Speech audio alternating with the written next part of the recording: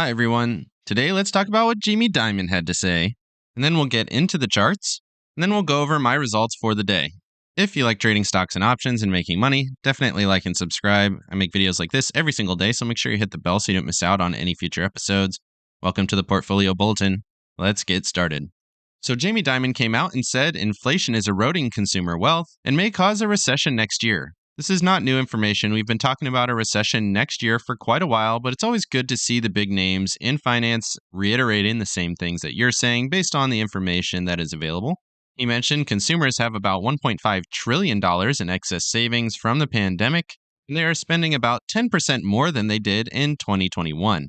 And then he goes on to speculate that a 5% interest rate may not be enough to subdue inflation and that they might have to go higher. Jamie Dimon is the CEO of JP Morgan, in case you didn't know, and he's been the CEO for a very long time. He's been in finance for a very long time, and he's been leading the bank since 2006. I do think this is a little bit of speculation. I think 5% should do it. I don't think we'll have to go too much higher than that, but it is interesting to see when the veterans of finance come out and put out these kinds of statements. It certainly gets people talking, and if the Fed does have to go higher than 5%, that certainly is a risk factor for us as investors. Moving over to the S&P 500 on the hourly chart, you can see we sold off really dramatically, about the same as yesterday, but we did bounce at this level that we had on the charts yesterday at 392.30, right into the close. I don't know necessarily that this is going to hold. It looks like we might be retesting here, but this is pretty dramatic. We are very oversold here on the hourly chart. Let's jump up here to the 4-hour, and you can see we're almost oversold on the 4-hour as well. This sell-off has been very quick, which is a little bit concerning. And at this point, it would not surprise me if we do get that second shoulder here. I think what I'm anticipating is a shoulder, head, and a second shoulder before we get that bigger breakdown at this point. Just because of the speed of this move, I feel like there has to be a pullback. Similarly to the August top, going back here, you can see we had a really fast couple of days. We had 2 days of pullback after that dramatic move down, and then we sold off quite a bit more. So it went from about 420 all the way down to 390. And it seems like that's what we're setting up for here. Big dramatic move down, maybe a slight pullback, and then I would expect to see that move down to about 378 after that.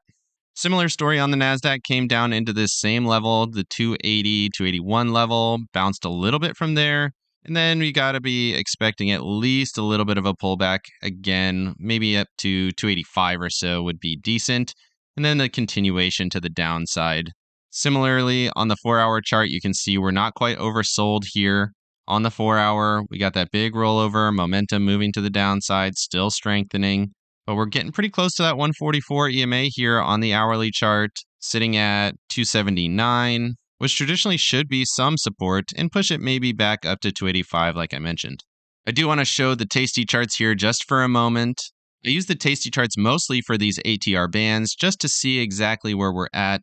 On the 4-hour, the 4-hour is usually pretty strong. You can see here when we hit the bottom ATR band on 29 October, that was really the bottom, and then we rallied up. As soon as we got above that ATR band, basically we went sideways. You could argue that we hit it here and should have stopped somewhere around 291. And we did go all the way up to 294. Obviously, it's not a perfect indicator, but if you did get the move from the bottom band to the top band, that was definitely the meat of the move. And once we got above that, we really did go sideways here. And similarly to what we're seeing now, we're definitely below that bottom ATR band. And I would expect at least a little bit of a pullback or more sideways action from here based on this chart. Moving up to the higher time frame, the 12-hour here, you can see that same move here to the downside hit the second ATR band, and then that rally hit the top ATR band and stopped right there. Similarly, we're not quite at that bottom ATR band on the 12-hour. You could certainly make the argument that we're going down to 277. And we also have the dots of support here as your trailing stop,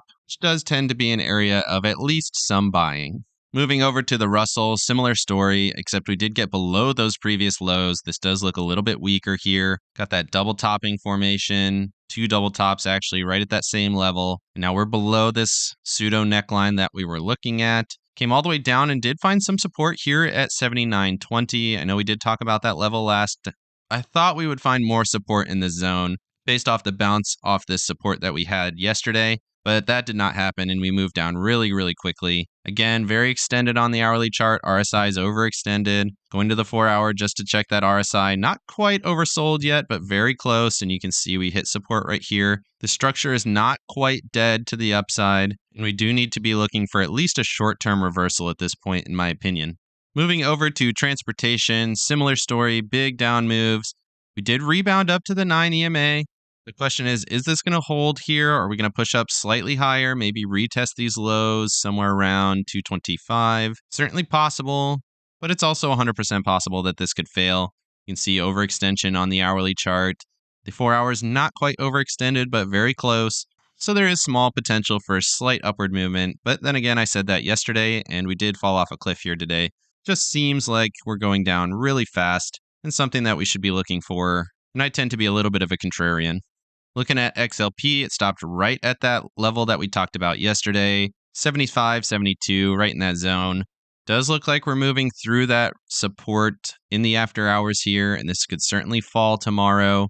If consumer staples does lead the way to the downside, that definitely will lead to more selling. Consumer staples has been very strong and one of the sectors that is supporting the markets right now. And if this does sell off and start to lead the way to the downside, that'll probably accelerate things, in my opinion. Moving over to realty income, I don't talk about this stock very often, but it is interesting to me here that the stock is pretty much going sideways. It did sell off with the rest of the markets yesterday, but it was up today, not too much, up about 0.75%. Did have a couple of bigger down moves early in November, so perhaps it sold off earlier and it already kind of bottomed here a little bit. But real estate not coming with the markets the same way that it did here in August. You can see the August high. And realty income sold off aggressively. It went from about $75 all the way down to $55, which is pretty cheap in my opinion for realty income. Stock that pays a dividend every single month, quite a bit of money in terms of payouts. But it's not following the rest of the markets right now. It's going sideways. It seems to have some support in this 71, 72 range. Certainly could fall off tomorrow, and if it gets too low here, there's potential for some buying here in realty income, in my opinion. But right now, it's going sideways, not going down with the rest of the markets. Looking at XOP here, no change to the story, just continuing down with a vengeance. Did retrace and close the gap that it had overnight, and then sold off dramatically all the way down to 135 at one point, and then closed at 137. Still looking for this to go lower. Is overextended on the 4 hours. So there's certainly potential for a little bit of a retrace, just like we've been talking about. Maybe it rallies up to about 140 to 142. Somewhere in this zone, would be looking for some shorts. If it does make it all the way up to 145, that would be a little bit of a surprise, but definitely going to have some sellers at that area.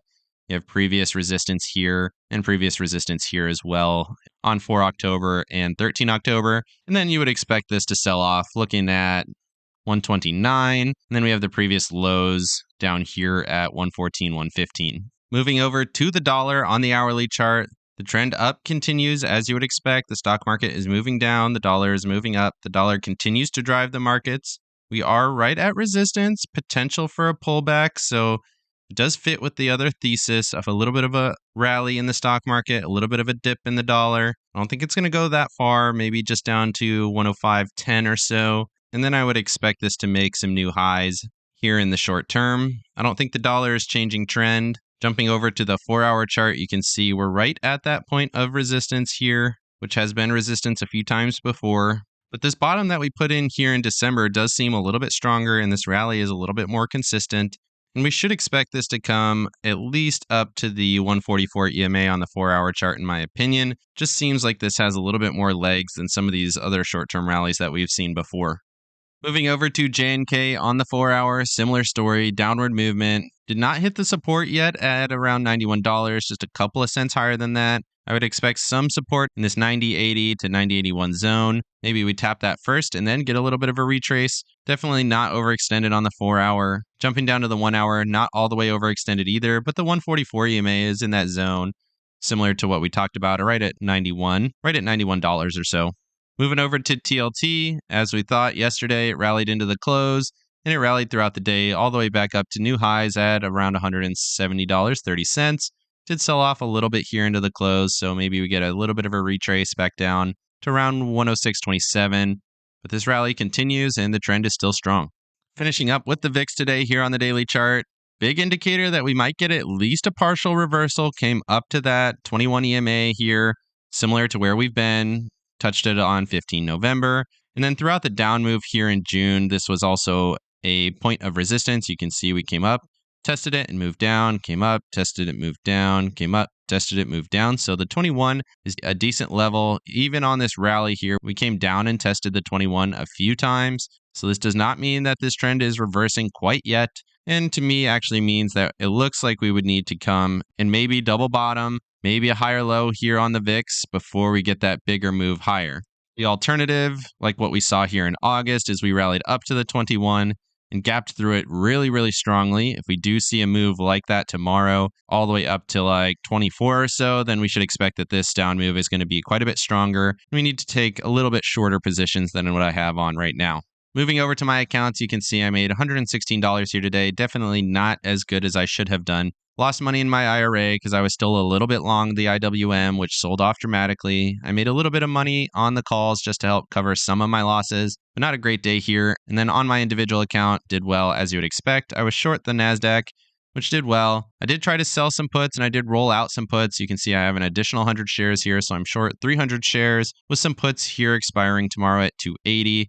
Already in a small profit here just to cover me if it goes a little bit higher tomorrow, which I certainly think is possible. If we do see a little bit of a rally up to 284, 285, I would take off these puts and then I would expect the market to sell off again from there. And then similarly here, 286 puts, don't need to touch these really at all. Even if the market rallies up to 285, these puts will cover me on any losses on those 200 shares. So I'll probably leave these alone for the Thursday expiration, just this one Wednesday expiration that I might have to make an adjustment on. And then in terms of my IRA, I'm pretty much going to leave that alone until we see the rest of this down move. I'm not very good at trading short in my IRA, and that's something that I just try not to do very often.